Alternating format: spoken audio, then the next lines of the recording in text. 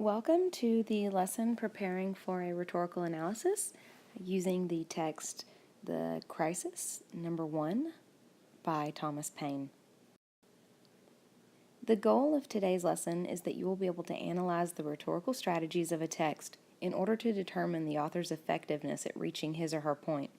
But we have a few more specific objectives.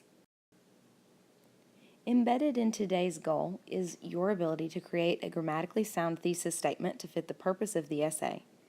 This is going to include evidence from the prompt, cite relevant, accurate, and sufficient evidence in order to support a claim, and we're going to look at what these terms mean and how you can structure your essay to ensure that you have it, and finally, writing the analytical essay.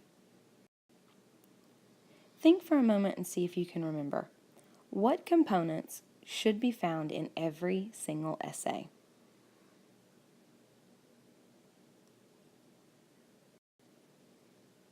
You probably noted the introduction, the body, and the conclusion. But could you be more specific? In general, when you're looking at the essay basics, the introduction needs to include your thesis, the rhetorical précis, and a summary. The summary is very limited, though. You don't want to end up summarizing the whole text and never actually getting to the analysis part. The body of the essay, you want to use TEQA formatting. We'll look at that in a few minutes so that you can verify that you understand what is meant by that in order to build thorough and complex body paragraphs. And finally, the conclusion. First, let's look at the introduction paragraph. So let's review this quickly. What is the rhetorical précis? Do you remember how to create one?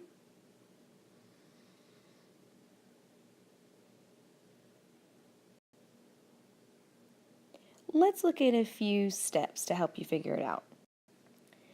First of all, you want to give the name of the author, the genre, and the title of the work. We recommend putting the date in parentheses.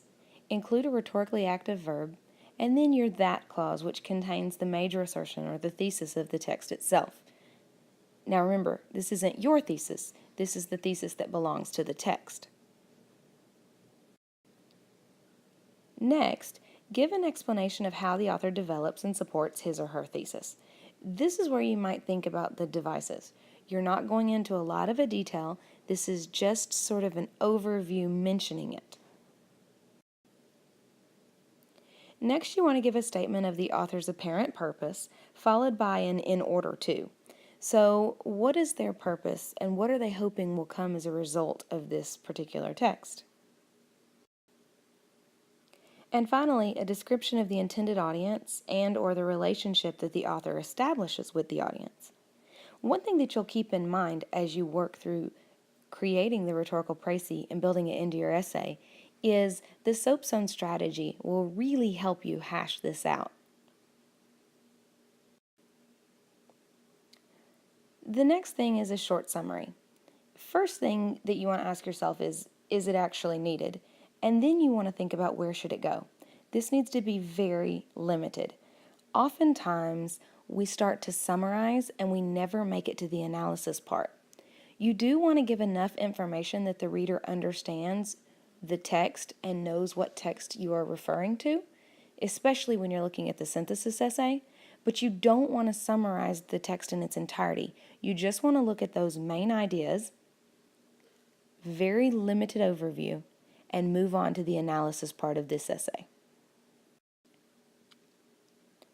So think about the précis for the text that you were assigned. What would that look like? Do you remember all the parts? Take a moment to pause this video and create your précis in the next activity slot.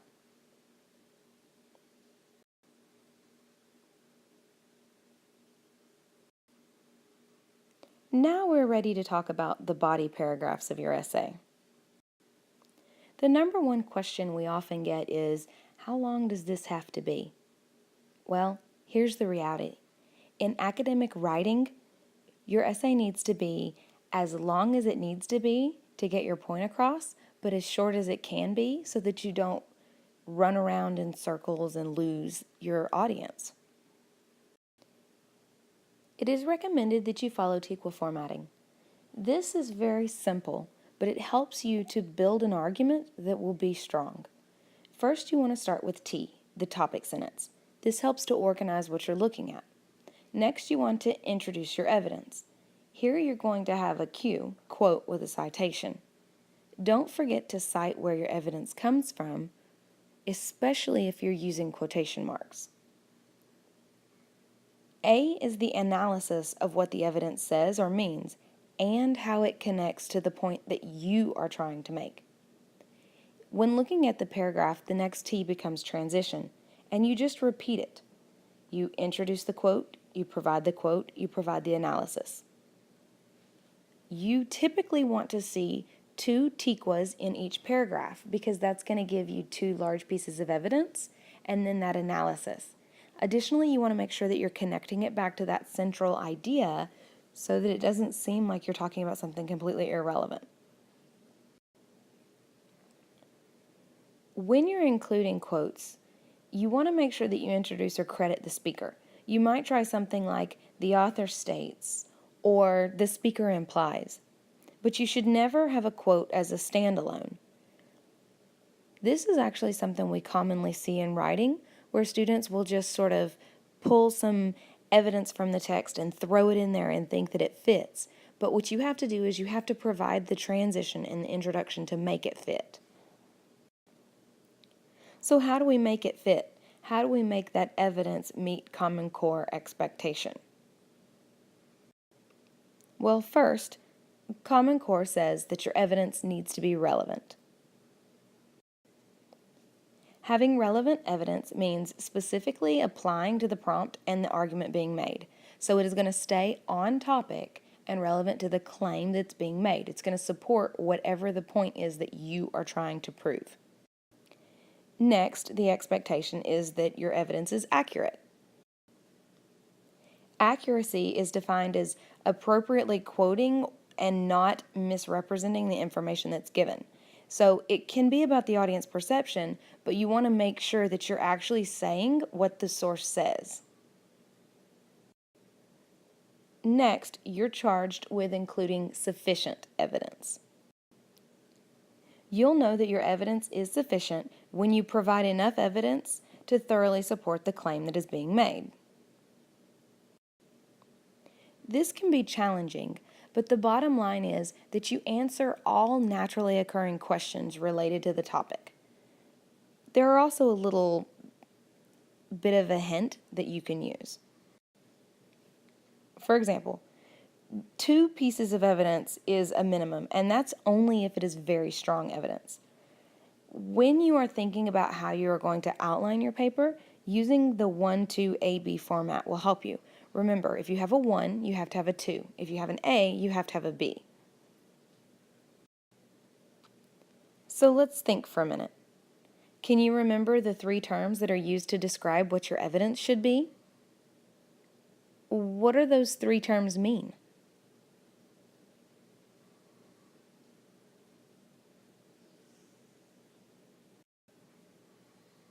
So, how do you build the evidence into your paper?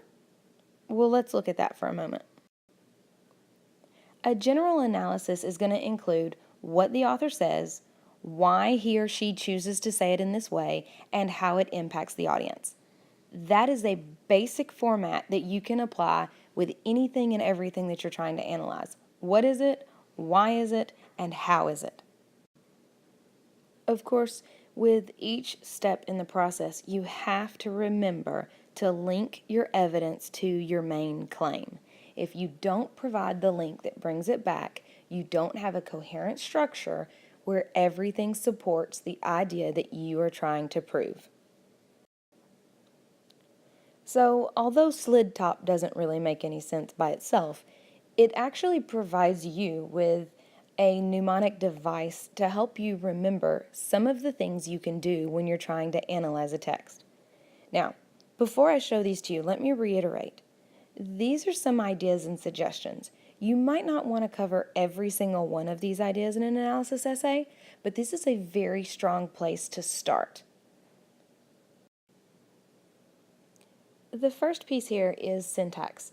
You're looking at the sentence structures that are being used.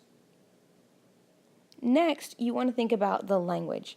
This is going to include the type of language that's being used and the connection to the audience. Why is this language appropriate to the audience that is selected?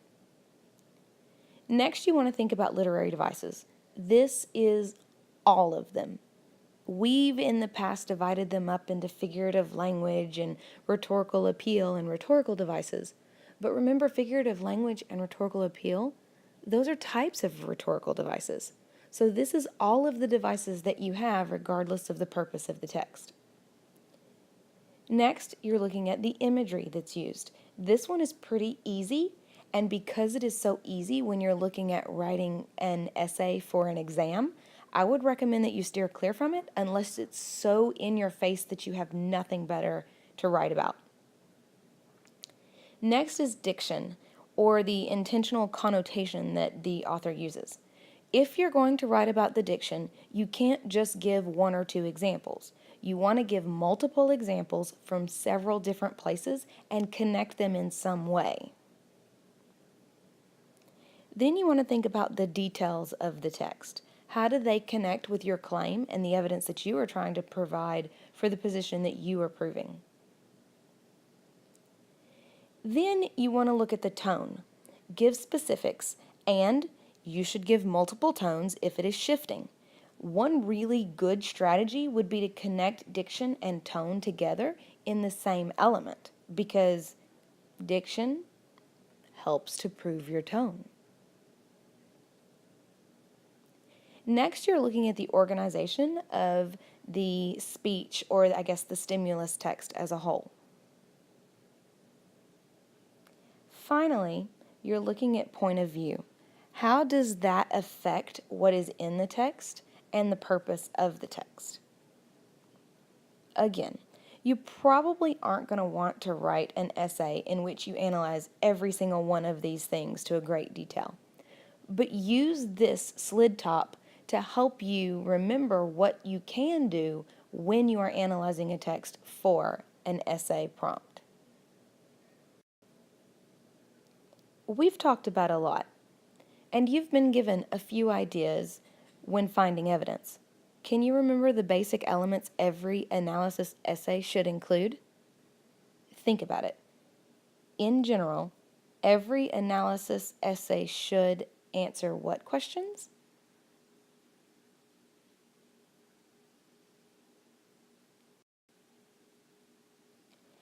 Let's take a minute to talk about the conclusion. The most boring conclusion in the world is the one where you take your introduction paragraph and you restate each sentence backwards. Don't do that. That's not going to help you out when you're looking at scoring. You want to be concise, and you want to be clear, and you want to have a call to action. When looking at how to create a concise conclusion, the most obvious piece of advice is that you address the prompt and give one or two sentences close to your position.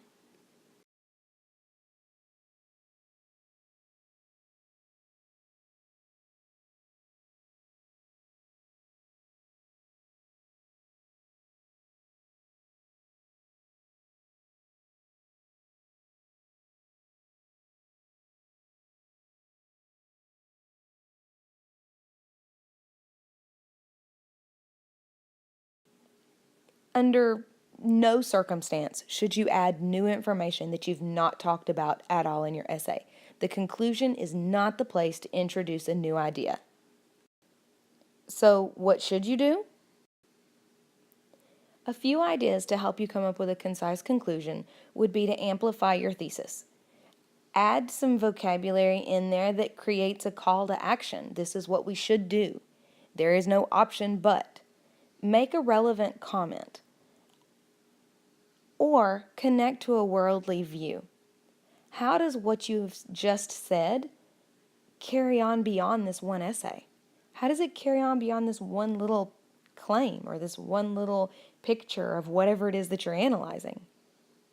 How does it connect to the whole world in terms of what you're trying to prove?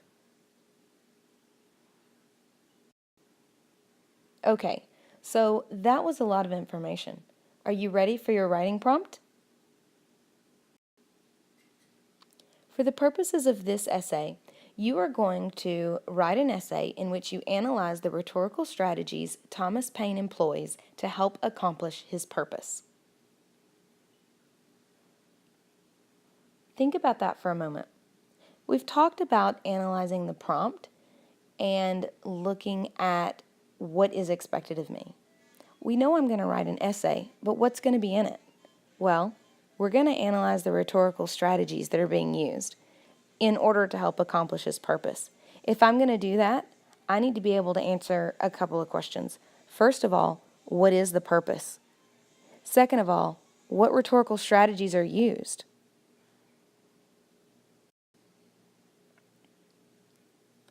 Take a moment to look at this again. Do you need to take a screenshot? Do you need to push pause and write it down? What do you need to do to complete this essay?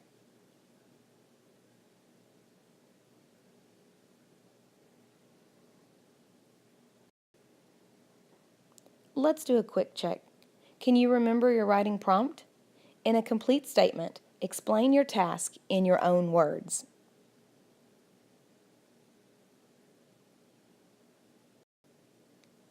Good luck! At this point, you are ready to begin writing your essay. I would recommend that you start by outlining the evidence you're going to use so that you can make sure that you connect it back to the thesis statement that you've prepared. Make sure that you include vocabulary from your prompt as you begin your paper. And if you have any questions, please feel free to ask.